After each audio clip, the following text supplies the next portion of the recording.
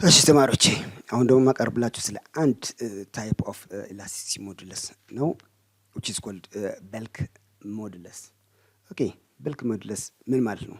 እስቲ ወደ ዴፊኒሽኑ እንሂድ። bulk modulus is the measure of the ability of a solid or a liquid to oppose a change in length ምን ማለት ነው? የአንድ ማቴሪያል ይዘት ወይ ቮሊዩም ለውጥ የመቃወም ችሎታ ወይ ክህለት መለኪያ bulk modulus ብለን እንጠራዋለን። ኦኬ ሶ bulk modulus is the ratio of the volumetric stress ወይ ደግሞ pressure to the volumetric strain። አሁን እዚህ ጋር የሆነ ሊኩዊድ ወይ ደግሞ ሶሊድ ኦኬ በሁሉም አቅጣጫ the same magnitude of pressure ወይ ደግሞ ፎርስ አክት ሲደረግበት ቮሊዩሙ ምን ይሆናል? ዲሚኒሽድ ይሆናል ማለት ነው። ሶ there will be a change in volume. When you say change in volume, we are not saying that the shape is changing. Okay? እዚህ ጋር in bulk modulus ላይ በየአቅጣጫው ፕሬሸር ወይ ደግሞ ፎርስ አክት ሲደረግበት ቮሊዩሙ ነው ቼንጅ የሚያደርገው እንጂ ቅርጹ አይደለም። እዚህ ጋር እንደምናየው ትልቅ ስፌሪካል ሼፕ ነበረ። when you apply a pressure in every direction perpendicular to the surface, then the same spherical shape ይኖረዋል but the volume is decreased. Okay? ይቀንሳል ማለት ነው። So bulk modulus is the ratio of the volumetric stress pressure to the volumetric strain ብለናል። By the way, bulk modulus is the inverse of compressibility which is symbolized by capital letter K። ምክንያቱም ኮምፕረሲቢሊቲ ማለት የአንድ ማቴሪያል ኮምፕረስድ የመሆን ክህለቱ ነው። bulk modulus ግን ይህን ኮምፕረስድ የማድረግ ክህለት የሚቃወም ነውና bulk modulus የኮምፕረሲቢሊቲ ኢንቨርስ ነው ማለት ነው። ሶ bulk modulus is symbolized by its capital B equals to the pressure or the perpendicular force per unit area acting in the surface divided by the volumetric strain። አሁን volumetric strainአችን ምንድን ነው? it is the change on the volume divided by the original volume ነው። Thank you. Let us come to an example on this bulk modulus።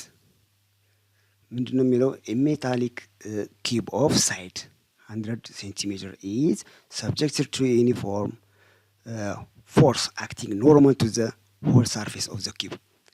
አሁን ዩኒፎርም የሆነው ፎርስ ኖርማል ቱ ዘ ሳርፌስ አክት ያደረገበት ነው ኪዩቡ ላይ ማለት ነው። ኖርማል ስንል ፐርፔንዲኩላር ማለት ነው እና ኢን ኢች ሳርፌስ ፐርፔንዲኩላር የሆነ ፎርስ ያረፈበት ነው። የግድ ይሄኛው ኪዩብ ቮሊዩሙ ሊቀንስ ነው ማለት ነው። ሶ the pressure is already given 10 to the power of 6 Pascal.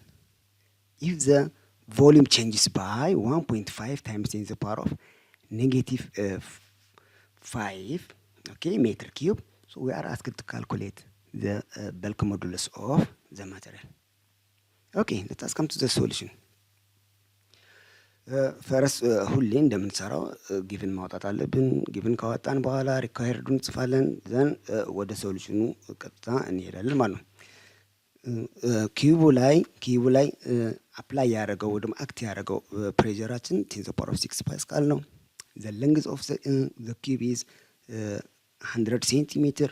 ሶ እዚህ ጋር መሳት የሌለብን ነገር ሁሉም ፊዚካል ኳንቲቲዎች በኤስአይ ዩኒታቸው መጻፍ አለበት። ለምሳሌ ለንግዙ 100 ሴንቲሜትር ይላል፣ ወደ ሜትር መቀየር አለብን which is 1 ሜትር ይሆናል ማለት ነው። ለንግዚ 1 ሜትር። ሶ የተሰጠን ማቴሪያል ኪዩብ ስለሆነ ቮሊዩሙ እንዴት ነው የሚሆነው? ሶስቱም ለንግዙ ዊድዙ ሄይቱ እኩል ስለሆኑ 1 ሲባዛ በ1 ምን ይሰጠኛል? ቮሊዩሙ ወይ ደግሞ ይዘቱን ይሰጠኛል። ሶ 1 times 1 times 1 times 1 will be 1 meter cubed will be the volume of the original volume of the cube ሰጠኝ ማለት ነው። and the change on the length is already given 1.5 times 10 to the power of negative 5 meter cubed. What is required is the bulk modulus.